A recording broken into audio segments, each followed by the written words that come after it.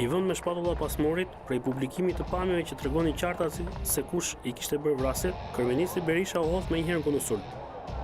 Ndërsa imazhet e ekzekutimit drejt për drejt të Ziver Veizit po bënin xhiron e botës, shefi i qeverisë nxitoi t'i dilte të keqes përpara.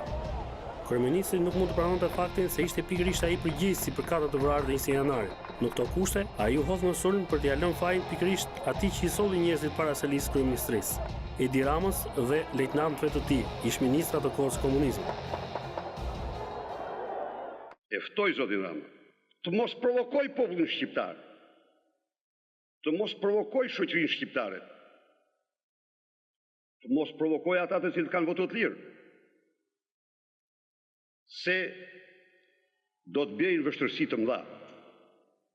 Kaq. Kurse unë nuk kam përgjigje tjetër përveç se ligjit dhe vetëm ligjit. Nuk tha që ishte policia që u dha hujt protestuesve? Zoti Rama do marrë të gjithë përgjegjësinë për këtë që ka ndodhur. Dhe unë e garantoj që do marrë përgjegjësi të plotë për këtë që ka ndodhur. Jap garanci të plotë për këtë. Dhe përgjegjësi shumë planshe. Kolegët tonë, është përgjegjësi ligjore apo politike? Shumë planshe. Thash do marrë përgjegjësi shumë planshe. Nga ana tjetër, duke i dërguar mesazhe të forta kërcënuese rivalit të tij politik, kryeministri synonte t'u jepte zemër mbështetësve, që dukej se e kishin humbur të ruan pas vrasjeve të demonstruesve në bulevard. Berisha ishte i qartë dhe i prerë në deklaratën e tij. Rama mos guxo të marrësh pushtetin me dhunë. Përgjegjësia do të jetë vetëm e jotja. Duke e ditur se çdo protestë tjetër e popullit opozitar, të irrituar në maksimum nga vrasjet e 21 janarit, do t'i shkaktonte probleme të mëdha, lideri i mazhorancës synonte të tremte Ramën për të mos nxjerrë përkrahësit e tij në bulevard.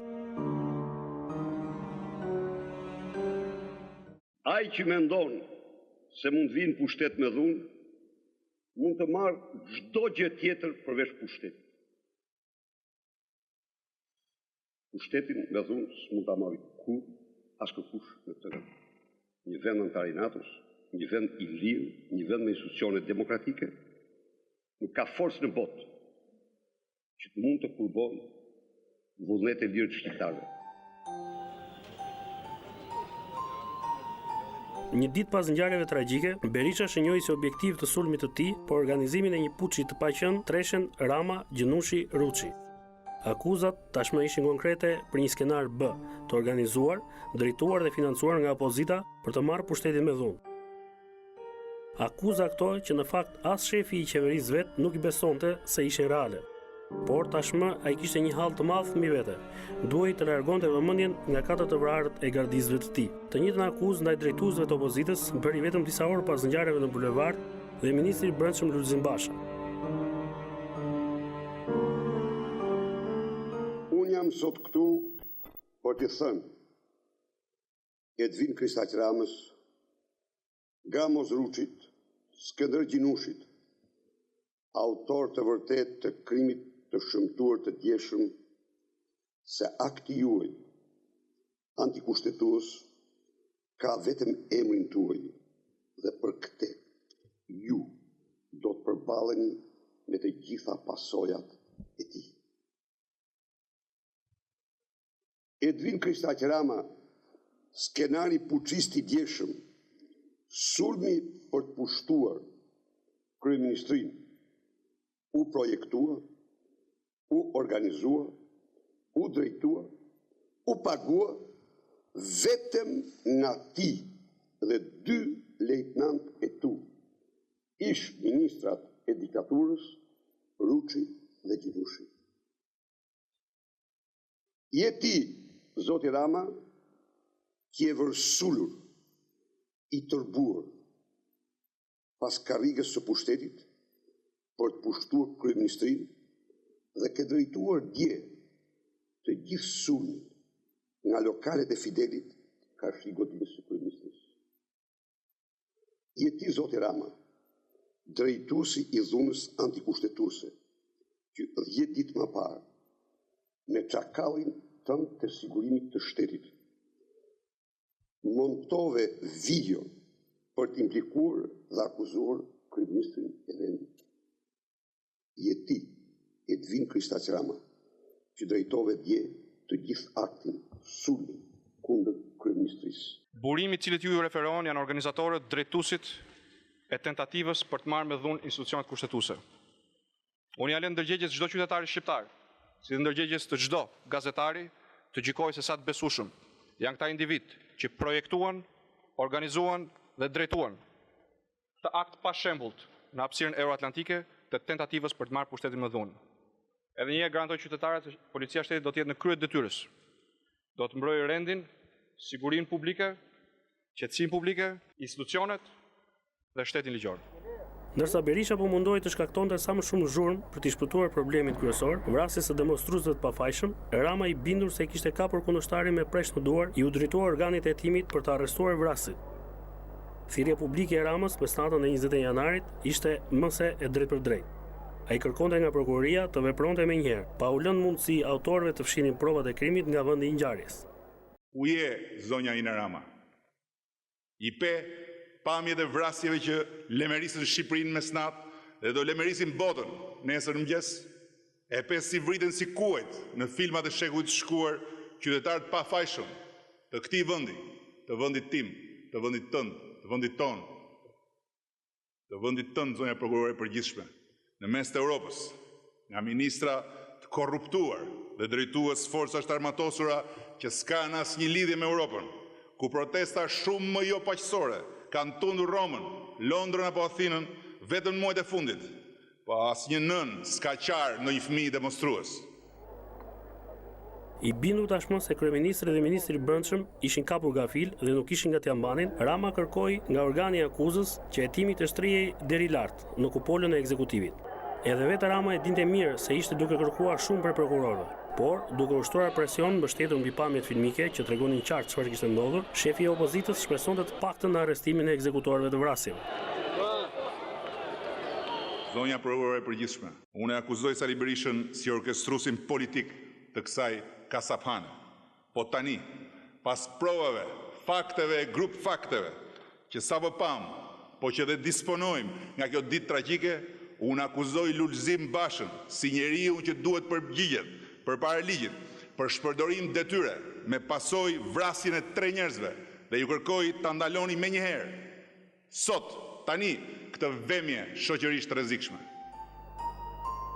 Për të shmangur dekurajimin dhe rënien e moralit të forcave të policisë, Berisha forcoi sulmin ndaj kundërshtarëve, duke pretenduar se kishte qenë objektivi i një puçi ushtarak të mirë organizuar ndaj tij. Në takimin e zhvilluar me familjarët e policëve, Berisha e shtjelloi skenarin B në 3 stade zbatimin të rend. Stadi i parë i skenarit B dështoi nga heroizmi i policisë, por sipas shefit të qeverisë, betejë ende vazhdonte. Kishte një grusht me 3 stadesh, ta dini ju. Stadi i parë dështoi me turpin më të madh, gjokset, balli, zemra, trimëria, shpirti i burrave dhe grave tuaja në uniform bën që ata të dështojnë me turpin më të madh. I mbetur pa përkrahjen e presidentit të Republikës dhe i shqetësuar nga veprimet e prokurorisë së përgjithshme, Berisha nuk nguroi të bënte pjesë të puçit të dështuar edhe Bamir Topin e Ina Ramën. Madje gjua e përdorur ndaj tyre ishte jo e një drejtuesi të lartë shteti, por me një fjalor rruge. Ina Rama e cilësuar në marrjen e detyrës së saj nga kryeministri në foltorin e parlamentit si Silvia Konti, tashmë ishte kthyer në një lavire bulevardi. Faza e dytë vazhdo përpjekjen. U garantoj se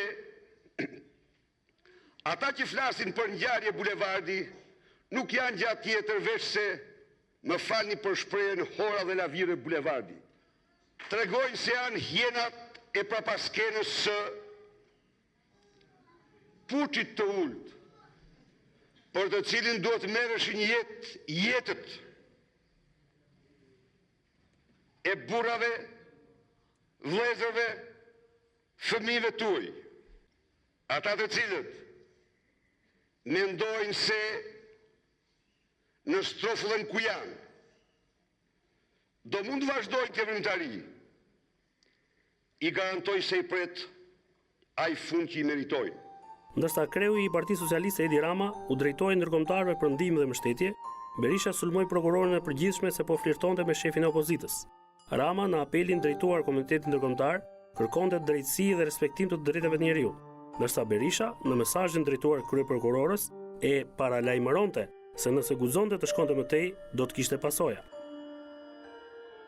Ku jeni miq e partner ndërkombëtar të Shqipërisë e të shqiptarëve? Ju që na joshët me një ëndër magjike drejt Shqipërisë si Europa, ju që na mësuat në librat e ndaluar të regjimit të Enverit e të Saliut se që janë lirit dhe drejtat e njeriut. Ju që të mësuesit tuaj nuk i qëlloni me plumba, as kur hynë në parlament, si që bënë në Romë, as kur djegin e shkatrojnë vlera kolosale materiale, si që kanë bërë në Paris, apo në Londër vetëm pak javë më parë, as kur mbaj një vend të tërë në Shamat, me muaj, si që bënë vetëm para pak muajsh në Greqi.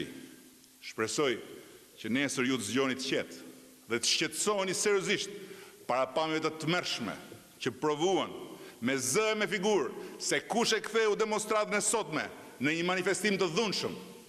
Dhe të mos harroni se bota juaj, bota e ëndrave tona, bota ku duan të bashkohemi bashkë me ju, falë gjithçka, po jo dhunën shtetërore mbi qytetarët që manifestojnë në emër të lirisë e të drejtave të tyre. Duhet të jap një paralajmërim tjetër prokurorës së përgjithshme. Thuaju shqiptarëve me çfarë cilësie mashtrove se nuk është bërë pa di kush ta dha porosin që të deklarosh se nuk është bërë pa di për dhunim të institucioneve kushtetuese. Berisha kishte nevojë më shumë se kurrë për mbështetjen e aleatit të tij kryesor, kreut të LSI-s Ilir Meta. Ky i fundit i prekur thellë nga fakti se ishte pikërisht videoskandali me ministrin e tij Dritan Prifti, që shërbeu si benzina e hedhur zjarrit të protestës së 20 janarit, i u vërsul vëndçe Edi Ramës. Meta në daljen e tij të parë mesditën e 22 janarit deklaroi se strukturat e LSI-s e kishin paralajmëruar atë që ndodhi, madje kishin njoftuar edhe policinë. Vetëm 3 ditë më parë, unë dola këtu për të paralajmëruar opinionin publik, institucionet e zbatimit të ligjit, por edhe vetë Edi Ramën, që në 21 janar të ishte dorë nga përpjekja e tij për të organizuar një puç kundër qeverisë dhe institucioneve legjitime përmes bandave dhe elementve të inkriminuar. Një ditë më pas, pikërisht në 20 janar, pra një ditë përpara protestës djeshme, sikurse bëm publike, kemi dërguar drejtorit përgjithshëm të policisë së shtetit informacionet tona, ku bëhet e qartë se nga strukturat e LSI-s në disa qytete të vendit, si në Shkodër, Lezhë, Fier, Vlorë e tjerë, jemi vënë në dijeni se në kuadër të përgatitjeve për demonstratën e paralajmëruar të datës 21 janar, përfaqësues të opozitës po organizojnë grupe me eksponent të njohur si shkelës të ligjit për të provokuar forcat e policisë, duke i fyer ato e duke i sulmuar me sende të forta. Ndaj, për ne, ajo që ka ndodhur dje nuk është as pak surprizë. Akuzat e Metës drejtuar ish aleatit të tij Rama ishin edhe më të ashpra, edhe më të drejtpërdrejta se ato të kryeministrit Berisha. Vetëm 9 ditë më parë, Meta ishte larguar nga detyra e zëvendës kryeministrit për shkak të videos që publikoi emisioni Fix Fare. Tashmë, i larguar nga kabineti i qeverisës, Meta fajsonte Edi Ramën si manipulatori i videos të publikuar në Top Channel. Edi Rama, pas ju përpoq për muaj të tërë, të rëzonte në mënyrë mafioze në parlament, një qeveri legjitime, pas ju përpoq të blinte deputet të mazhorancës dhe të bënte oferta për të zvendësuar i qeveri me marrëveshje politike, me deputet të blerë dhe të akaparuar, pikërisht duke qenë në fundin e tij si politikan, duke humbur çdo lloj logjike, alternative dhe përgjegjësie politike, ju drejtua krimit organizuar për të mobilizuar gjithë krimin dhe atë ordiner, të cilin e pat dje se si sulmonte dhe dhunonte policin, se si sulmonte dhe dhunonte dhe donte të pushtonte kryeministrin, se si dje në bulevardin e Tiranës fytyra e dhunës nuk ishte fytyra e kriminalëve të financuar nga Edi Rama dhe entourazhi i tij kriminal, po ishte vetë fytyra e Edi Ramës, i cili paralajmëroi dhe bëri thirrje për demonstrat të pakontrolluar, i cili për 4 orë qëndroi në prapaskem, duke çuar në terren përfaqësuesit e tij, të cilët sa herë kontaktonin me kontingjentet kriminale, vetë se frymëzonin për valët e reja të sulmit dhe të goditjes ndaj institucioneve. Njeriu që i dha mandatin e dytë qeverisë Sali Berishës, duke i bashkuar votat e 4 deputetëve të LSI-s me PD-n, i u drejtua Ramës me fjalor të pazekomt, që çuditi për nga ashpërsia dhe vetë kryeministrin Berisha. Meta e akuzoi Ramën se kishte angazhuar falangat e krimit organizuar dhe atij ordiner për të rrëzuar një qeveri legjitime. Termat me të cilat kreu i LSI-s akuzoi protestuesit e së majtës ishin mjaft të rëndë dhe do të mbeten në kujtesën e socialistëve për një kohë të gjatë, pavarësisht darkës së përbashkët në gjirin e Larzit. Dhe Edi Rama doli para mediave vetëm mbasi mori vesh që bilanci i kësaj dhune ishte me viktima. Për të shmangur përgjegjësinë e tij, e cila është publike, e cila është e paevitueshme, e cila është kriminale, e cila është e pa precedent në historinë e Shqipërisë, të paktën të këtyre 13 viteve të fundit. Edi Rama doli para mediave për të thënë të gjithëve dhe për t'i bërë budallënj të gjithë qytetarët shqiptar se ishin provokuar alabakët e tij, rrugatët e tij, kriminalët e tij nga makinat me ujë, kur të gjithë e panë se për gati një orë kriminalët, banditët, flokpalarët, të droguarit e Edi Ramës dhunuan, sulmuan me çfarë mundësi policët e këtij populli, të cilët janë njerëz, të cilët janë familjar, të cilët kanë fëmijë, të cilët kanë gra, të cilët kanë kushërinj, të cilët kanë farefis, dhe që duruan, që u vetë përmbajtën, që u vetë sakrifikuan, pikërisht për të mos dëmtuar alabakët, kriminalët, të cilët donin të menin patjetër dje pushtetin. Sepse kështu ishte premtuar të gjithë atyre që u sollën në Tiranë, se dje do të merrej pushteti nga Edi Rama.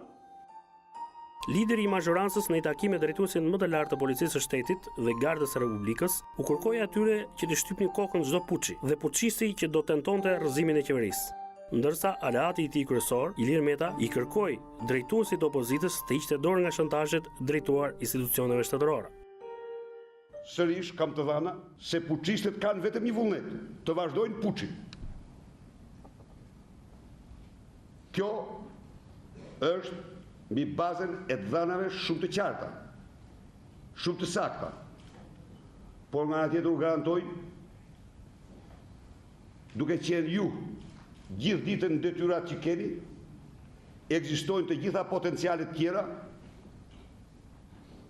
ju të përbushin detyrat tuaja të përditshme dhe puçit t'i shtypet koka aty kudo që të lidh, pa asnjë nevojë për ndërhyrje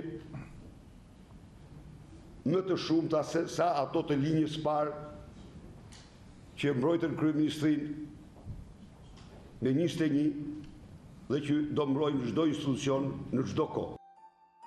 Në mbledhjen e qeverisë më datë 23 janar, Berisha tha se kishte video të serverit të kryeministrisë që përvonin gjithçka kishte ndodhur. Ai citoi për këtë sekretarin e përgjithshëm. Mbas konferencës së shtypit, mbrëmjen e 20 janarit, i kam kërkuar sekretarit të përgjithshëm të Këshillit të Ministrave të vërë në dispozicion të prokurorisë të gjithë videon e kryeministrisë. Kryeministria ka një sistem video shtëvetin, përveç asaj që ka garda, përveç asaj që vendos policia. Kamerat tuaja ishin të plota. Në këtë kontekst, me bindjen time, kishte një material të plot për të saksësuar se nga erdhën plumbat, si u vra dhe ku u vran, pra të gjitha rrethanat, do të deklaronte kryeministri Berisha. Por një vit më pas, kur FBI solli ekspertizën në Tiranë, tregoi qartë faktin se serveri i kryeministrisë ishte fshirë mes natën e 20 janarit. Menjëherë, mbasi televizioni News 24 kishte transmetuar pamjet e vrasjes së Ziver Veizit. Personi që u akuzuar për këtë krim dhe fshehje të provave të vrasjeve të protestuesve të pafajshëm, jo vetëm që u nxori pafajshëm nga gjykimi, por është kthyer sërish në detyrën e pashme në kryeministri. A gjua ato shqiptar e shqiptare Saliun sot? Si pas ka vrarë opozita? Si pas kanë vrarë bandat e rekrutuara prej opozitës? Si pas ka vrarë as bastardi Edi Rama, trejet humburit në demonstratën e djeshme. I pas ka vrarë vet ai, do me thënë pushteti i tij, me një rregullore të brendshme të bulevardit, duke nxjerrë pushkët dhe hapur zjarr, me duar horrash ignorant mbi protestuesit si askund në botën demokratike për treguar forcën e ligjit, do me thënë fuqinë e të mbyturit që të mbyt. A dëgjuat edhe ju o miq dhe partner ndërkombëtar Saliun sot? Dje ju pas ka gënjur edhe ju. Videoja e gazetarit talentuar e kurajos nuk pas ka qenë montazh, e as komplot vizual, një çakalli tjetër të asaj medie që ka mbetur ende e lirë.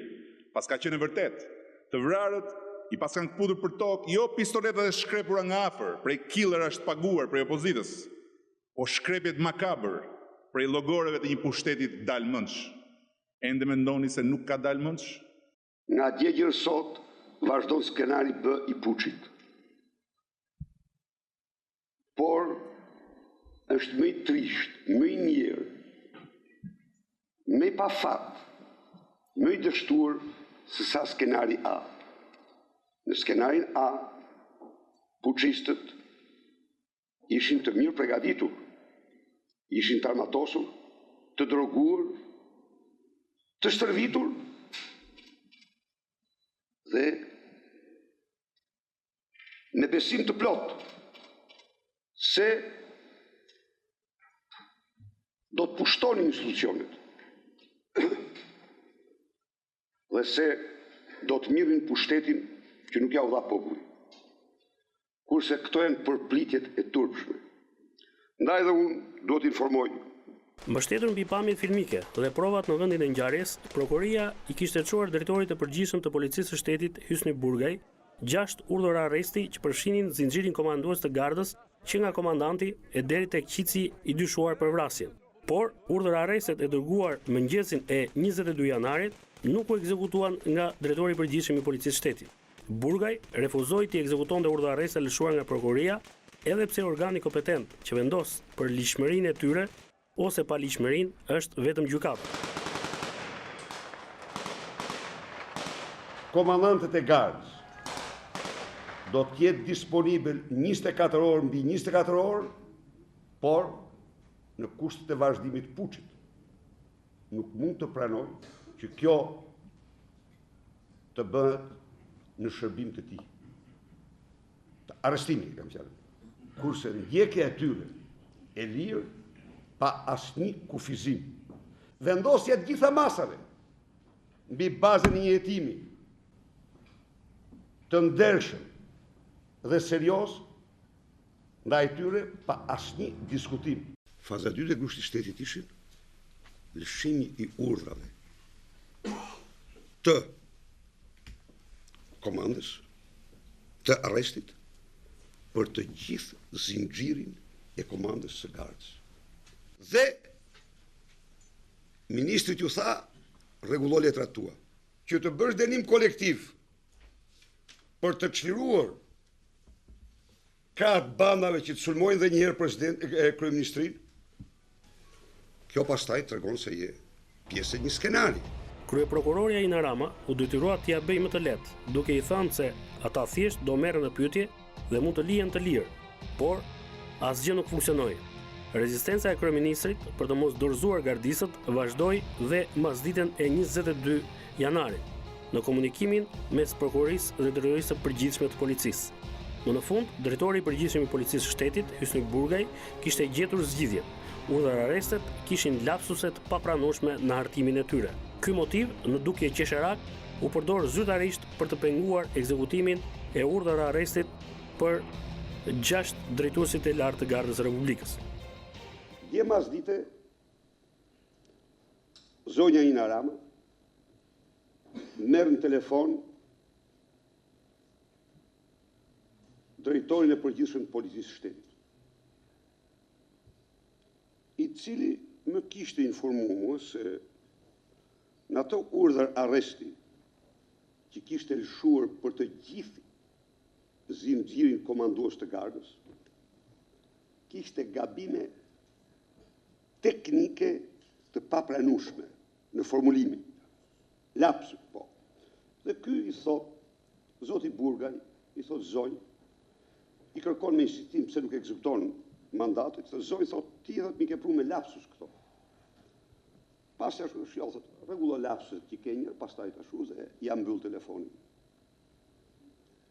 Vetëm pas 30 minutash, Edvin Kristaq Rama del në media, denancon drejtorin e përgjithshëm të policisë, se i ka thënë prokurores se i ke me lapsuse. Tani, cila ishte arsyeja që prokuroria i raporton të Ramës, kjo do sqarohet. Jashtëqytetari kryeministër lexoi një mesazh, është ende ditë tani, dhe ai ka 2 orë që ka lexuar, i cili kishte ardhur sot në darkë, në mbrëmjen e 22 janarit. Lapsus, po pranimi i vrasjeve dhe kërcënimi i hapur me kod mafios për vrasje të reja. Lapsus është, nuk do të lodhem së përsërituri dhe nuk do të lodhem së kujtuari për gjithë, për shqiptarët e për ndërkombëtarët, se demonstruesit e botës ku ne duam të integrohemi, demonstruesit europian, demonstruesit amerikan, demonstruesit perëndimor, demonstruesit e asaj bote që me magjinë e saj na tërhoqi si magnet dhe na nxori në rrugë për të shëmbur njëherë mirë regjimin diktatorial të Enver Hoxhës, nuk qëllohen me plumba. As në protesta shumë më jo paqësore se sa jo e djeshmja, e të vrarëve, të plagosurve, të rrahurve, e të ndaluarve, për një shprehje proteste që në Europën e protestave do të garantojë nga policia pa asnjë problem.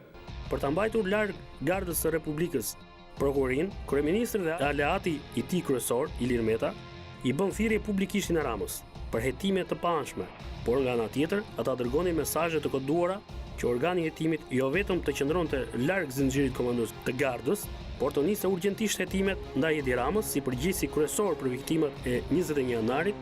Por 2 fjalë sërish duhet i them asaj zyrtarës në krye të prokurorisë.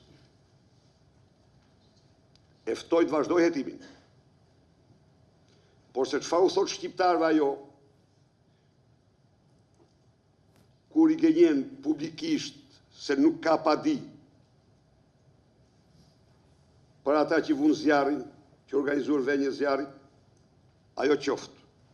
Nuk kam normen, thash dhe njëherë, askush mos e marr si një atak në institucion, jo, por si një transparencë e domosdoshme. Unë shpreh keqare dhe dhimbjen më të thellë për 3 qytetarët që kanë humbur jetën dje në kryeqytet gjatë tyre trazirave dhe gjatë kësaj dhune që nxiti, frymëzoi, sponsorizoi Edi Rama dhe entourazhi i tij kriminal, dhe ne kërkojmë që të bëhen hetime të plota dhe të pavarura, por në çdo rast përgjegjësia për gjithçka ka ndodhur dje në Tiranë i takon Edi Ramës. Këtij burracaku që mobilizoi gjithë kontingjentet kriminale për t'i sjellë kundër shtetit, i cili i financoi, u dha mbrojtje politike dhe vetë u fshet derisa të merrte lajmin për viktimat që duhet patjetër të kishte kjo dhunë e mirë organizuar nga Edi Rama. Berisha i qëndroi stoik mos dorëzimit të zinxhirit komandues të gardës, që në fakt, siç rezultoi më vonë, ishte me të vërtetë përgjegjës për vrasjen e 4 protestuesve dhe plagosjen e të paktën 17 të tjerëve me armë zjarri. Arsyeja sipas tij ishte se nëse dorëzonte ata, garda kapitullon pasi ushtarët dëshpërohen. Është një arsyetim që të lë pa fjalë. Berisha e quante gardën një raport që duhet të ruante moralin e lartë për të mbrojtur pushtetin. Dhe sipas sa logjike, shteti ligjor po ngatërroi në përkëmbë në luftën e tyre me armiqt. Pavarësisht nga gjithë kjo që ndodh, por për demokracinë shqiptare, një hetim i ndershëm dhe i paanshëm i zhvillimeve para kryeministrisë është i domosdoshëm. Dhe unë kam kërkuar vendeve mike të ndihmojnë me hetimin, me ekspertë e tyre për hetim të plot. Dua të shpreh solidaritetin me gjithë ata punonjës të policisë që të gjithë i pamdje se si u sulmuan, se si u provokuan, se si u dhunuan nga banditët e Edi Ramës, për gjithë ata që u lënduan, për gjithë ata të cilët u vetë përmbajtën, pasi skenari ka qenë shumë tragjik se sa ajo që ka ndodhur dje i parashikuar nga Edi Rama dhe nga banda e tij. Si Lëvizje Socialiste për Integrim, bëjmë thirrje gjithë qytetarëve shqiptar të distancohen nga kjo bandë e cila kërkon të imponohet shtetit me dhunë të mirë organizuar, e cila kërkon që shtetin ligjor ta zënësoj me bandit dhe me kriminel, e cila kërkon që qytetarin në këtë vend ta zënësoj me alabakërin, e cila kërkon që shtetin ligjor ta zënësoj me kaosin e përditshëm. Berisha e gjeti lidhjen mes fuqiste, me që Bamir Topi refuzoi të futej në këtë mes, me që Inarama këmbguli gjithë ditën t'i arrestonte 6 drejtuesit e gardës të dyshuar për vrasje, dhe me që Edi Rama në pas ditë e vonë kishte deklaruar se Berisha po refuzonte të dorëzonte vrasit, atëherë dilte që Bamir Topi, Inarama dhe Edi Rama kishin një plan të koordinuar mes tyre. Çdo forcë politike e papërgjegjshme mund të organizoj, mund të mobilizoj, mund të financoj, mund të drogoj 1.000 rrugaç, 1.000 kriminal që janë gjithë një të gatshëm për të përplasur me policinë dhe me shtetin. Por, kurse si në Shqipëri, nuk mund të lejohet të vendoset i precedent dhe një standard i tillë. Dje, e gjithë Shqipëria, e gjithë Tirana, pa se kush është fytyra e vërtet e Edi Ramës. Ai, sadisti, që dhunën e ka patur pasion edhe ndaj familjarëve të tij, dje nxori fytyrën e vërtet, përmes alabakëve dhe kriminalëve, që goditën për orë të tëra institucionet dhe forcat e rendit. Fytyrat e tyre janë fytyra e vërtet e Edi Ramës përpara të gjithë shqiptarëve dhe përpara të gjithë botës. Mbas ditën e së dielës së 23 janarit, në seancën e posaçme në kuvend, teza kishte avancuar, ishte futur në listë dhe shish. Sipas Berishës, në zarfin që Shërbimi Informativ Shtetëror i kishte dërguar në zyrë në datën 20 janar, kishte 0 informacion për Puçin. Kjo, sipas Berishës, tregonte se Shërbimi Informativ Shtetëror nuk kishte në kontrollin e tij, por të puçistëve. Kaq mjaftoi që edhe Shërbimi Inteligjent të përfundonte në bankët e të akuzuarve për organizimin e puçit. I njëjti variant u mbështet dhe nga kreu i LSI-s Ilir Meta. Me 22 janar, Meta deklaroi se ishin strukturat e Lëvizjes Socialiste për Integrim, që shpëtuan popullin e opozitës nga masakra që ishte planifikuar dhe jo informacionet e Shërbimit Informativ Shtetëror. agjencia e cila është përgjegjëse kryesore për informacion për rendin kushtetues të vendit,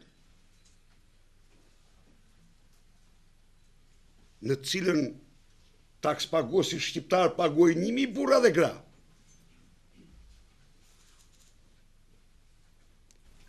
I dha drejtorit tuaj 0 informacion me datën 20. Kjo është jashtëzakonisht e rëndë. Kjo përbën një akt të paprecedent. Më duket se gjithçka që unë kam thënë ka dalë si e vërteta në dritën e diellit. Përpara 3 ditësh kam thënë këtu që sipas informacioneve tona po mobilizon bandit dhe kriminal nga gjithë Shqipëria. Një ditë më pas të informacione kemi çuar tek policia e shtetit dhe është atje i protokolluar. Dhe dje keni parë se çfarë ka ndodhur. Bilanci do të qenë shumë tragjik dhe ky ka qenë qëllimi i Edi Ramës.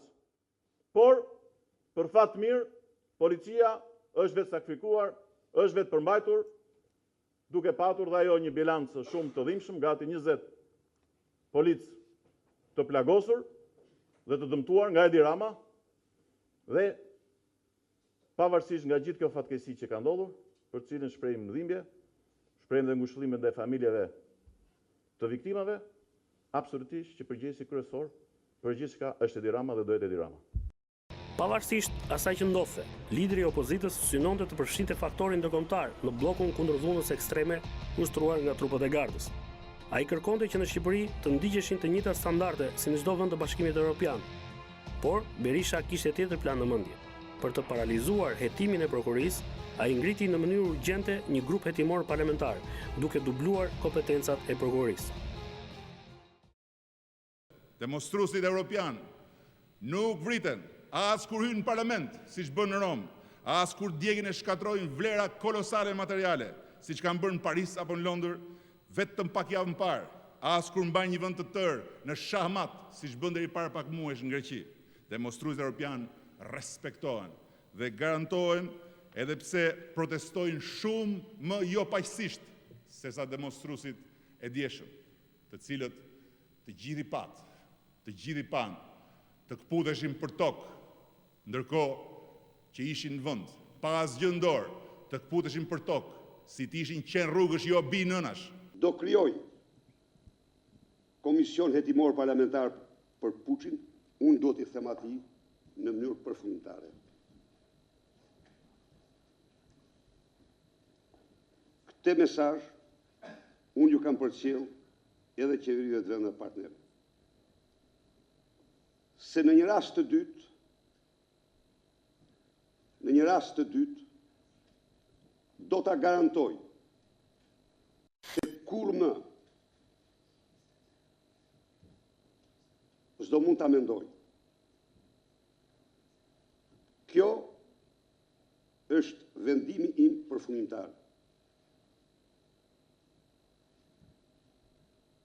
Çdo tentativë e tij për dhunë ndaj institucioneve do të marrë ndëshkim ekzemplar. Dhe askush tjetër përveç atij. Tentove ma të rrethosh kryeministrin, do të gjesh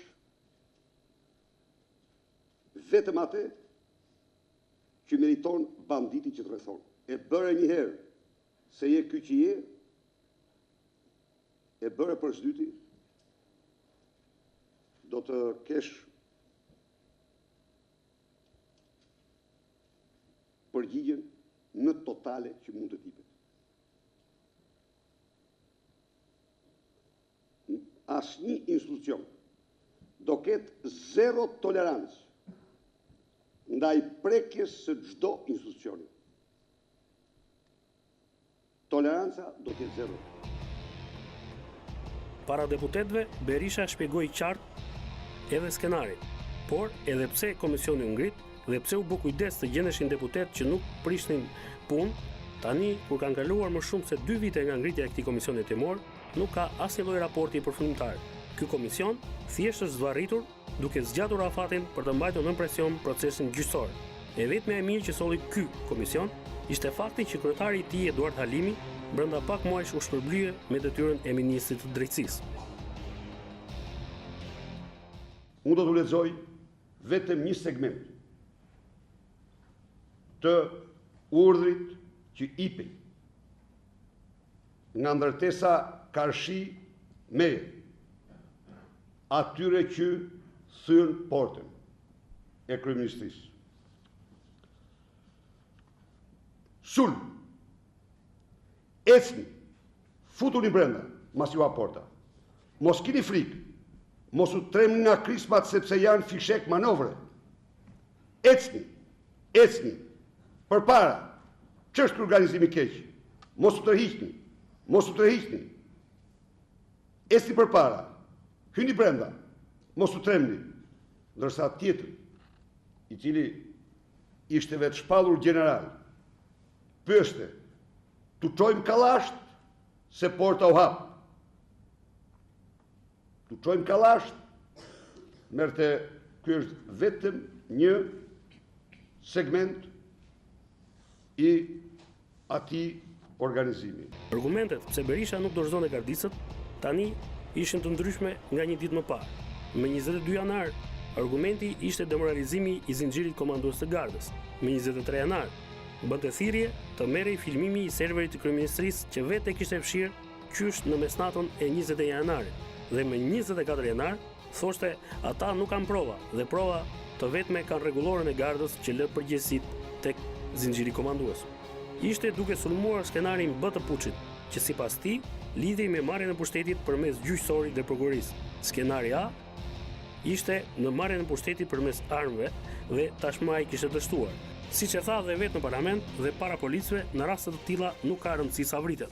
Ju treguat trimëri të madhe, treguat profesionalizmin më të lartë, dhe unë them ju që keni fituar një sakrificë e madhe ka qenë, unë e kuptoj, pesor mbi gur, pesor mbi zjarr, pesor mbi gjitha, mbi huj, po ama nga tjetër, ju keni mahnit shqiptarët me pasqyrshmërinë tuaj. Në një grushteti mund vritet asnjë, mund mos vritet asnjë. Mund vriten 3, mund vriten 30, mund vriten 300. Grushti shtetit mund të kaloj. Grushti shtetit nuk mund të kaloj. Kjo është absolute. Mund vriten të gjitha ata të cilët synojnë të përmbysin me dhunë një qeveri të ligjshme. Ky është rregulli. Rregulli është një qeveri e ligjshme s'mund përmbyset kur me dhunë. Tashmë nuk ishte pik dyshimi se prokuroria e kishte marrë mesazhin e dur. U përcaktua deri ku ishte kufiri i lejuar, ku ajo duhej të jetonte. Ky presioni pa skrupull i dy njerëzve më të fuqishëm të shtetit jetulati organin e hetimit. Zoti Ministri i Financave do të përcaktosh një fond shpërblimi për çdo dëshmi të vyrë dhe dëshmitar, që do paraqitet dhe që dinë dhe që janë të shumt, do paraqes dëshmi për puçin, organizimin, financimin, komandën dhe çdo gjë. Informacionet po vinë, po ato duhet shpërblehen. Zonja që liron njeriu që u vërsul me pistolet drejt gardisëve që e mbrojnë.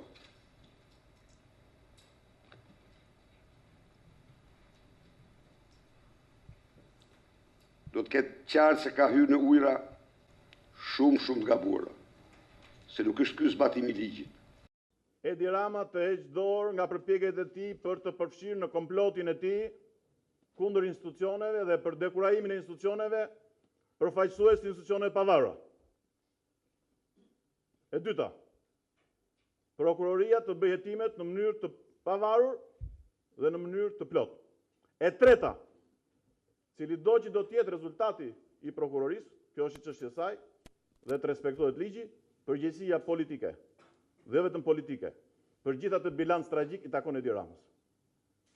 Sepse ai bëri thirrje për demonstrat të pakontrolluar, ai bëri thirrje të hapur për dhunë kundër institucioneve, u paralajmërua nga të gjithë dhe përsëri i shkoi deri në fund. Skenarit të tij o kurzi dhe nuk shpëton dot Edi Rama nga përgjegjësia e dieshme, politike, morale dhe ligjore, sot edhe nesër. Dhe gjithmonë. Bandit tillë nuk mund të ketë më politikën shqiptare. Lideri i opozitës deklaronte se në një vend normal do të mjaftonte shumë më pak se një video përgjimi midis dy ministrave apo 4 të vrarë në një protest për të rrëzuar qeverinë, por në Shqipëri gjithçka ishte krejt ndryshe. Rama do e cilësonte kryeministrin dhe kreun e Lëvizjes Socialiste për Integrim si Laro. Nga ana tjetër, Ilir Meta do t'i përgjigjej flak për flak duke e cilësuar kreun e Partisë Socialiste si bastard. Demonstruesët europian respektohen për gjëra shumë më të parëndësishme se sa grabitja e zgjedhjeve, grabitja e pasurisë të popullit apo gënjeshtra si ato që pasuan kapjen e zëvendës kryeministrit, kokë e këmbë në korrupsion. E përsëris dhe këtu sot, gënjeshtra shumë më elegante kanë larguar një mirë nga politika perëndimore burrat më i shteti, dhe jo Laro, si Meta dhe si Saliu, që duan ta vjedhin popullin në drejtën për zgjedhur, ta vjedhin popullin ku të munden pasurinë e tij, ta tallin sa të munden, duke gënjur sypërsy çdo ditë, siç gënjeu dje dhe siç e mohoi vetë sot, e pastaj ta vrasin popullin e tyre për ta kthyer Shqipërinë në një bajrak të kusarisë dhe të matrapazllëkut. Europa dhe bota demokratike, bota e ëndrave tona, bota ku duan të bashkohemi bashkë me ata që na kanë frymëzuar dhe na frymëzojnë gjithnjë në përpjekjen tonë, edhe në këtë përpjekje, fal gjithçka. Hesht përpara gjithçkaje, mbyll syt përpara çdo gjëje, por kur nuk fal, kur nuk hesht, kur nuk mbyll syt përpara dhunës shtetërore, vrastare mbi qytetarë që manifestojnë në emër të lirisë e të drejtave të tyre. Duke kërkuar këtij bastardi, i cili nuk ka më asgjë politike, i cili e zëndsoi Partinë Socialiste me krimin organizuar dhe me krimin ordiner, i cili ndyu dje Tiranën, i cili gjakosi dje Tiranën, i cili dogji dje Tiranën, që të heqë dorë njëre mirë nga shantazhet ndaj institucioneve të shtetit. Të heqë dorë nga përpjekjet e tij për të implikuar në këtë puç edhe përfaqësues të institucioneve të pavarura. Ta di mirë se nuk mund marrë pushtet me dhunë as Edi Rama dhe as kush tjetër në Shqipëri, dhe aq më tepër me falangat e krimit organizuar dhe të krimit ordiner.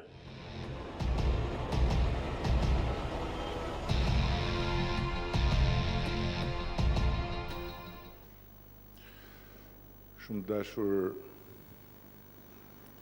prindër, fëmijë, bashkëshorte, motra, vëllezër, të afërm, të Faikut, e Kuranit, Ziverit, Aleksit.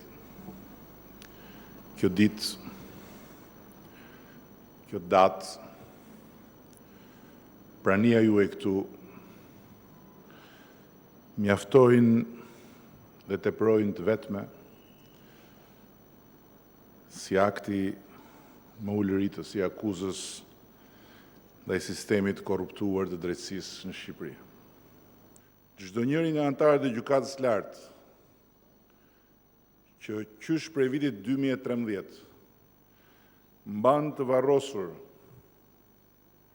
dosjen e 21 janarit, pa guxuar ta nxjerrë në dritën e gjykimit, është sot drejt për drejt i akuzuar si fajtor për vuajtjen tuaj 5 vjeçare në kërkim drejtësisë.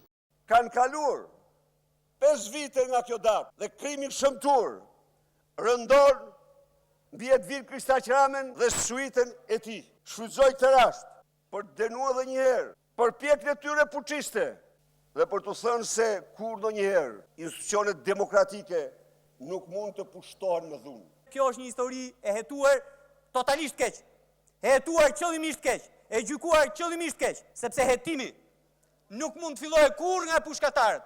Hetimi duhet të fillojë nga komandantët e pushkatarëve. Hetimi duhet të fillonte nga aty i pari. Ai Lulzim Bashën, ish ministrin e Brendshëm të asaj periudhe.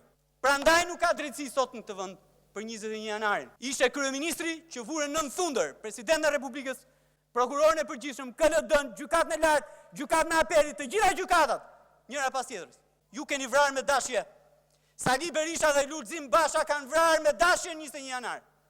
Por krimi shtetëror 21 janarit, pushkatimi pa gjyq në bulevard i 4 burrave të parëmatosur dhe të pafajshëm, teksa protesta paqësore ishte duke u shpërndar, hyn ndër ato raste përmes cilave historia u ka mësuar popujve se drejtësia vonon, por nuk harron.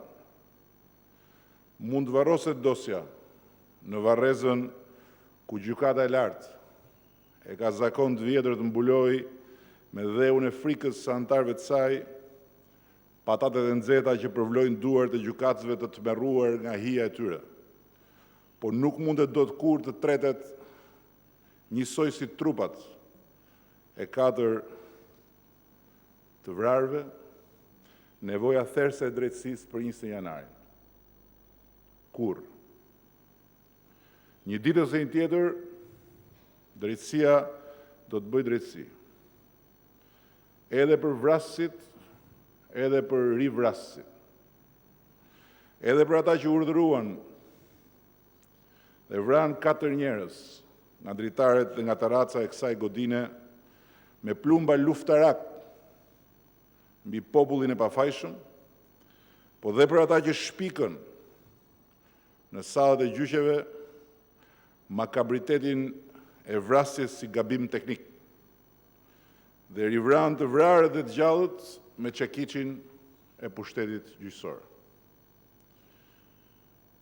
Unë e di shumë mirë, fort mirë, se plot shqiptar të ndershëm dhe të revoltuar prej pandëshkueshmërisë së kthyer në sistem drejtojnë mbi mua gishtin e akuzës për zvarritjen tuaj të sfilitëse në kërkim të drejtësisë. Por sot nuk jam kokulur përpara jush dhe nuk do të shkoj kokulur bashkë me ju as përpara përmendorëve të shtrirë në bulevard, pikërisht sepse nuk e kam tradhtuar 21 janarin.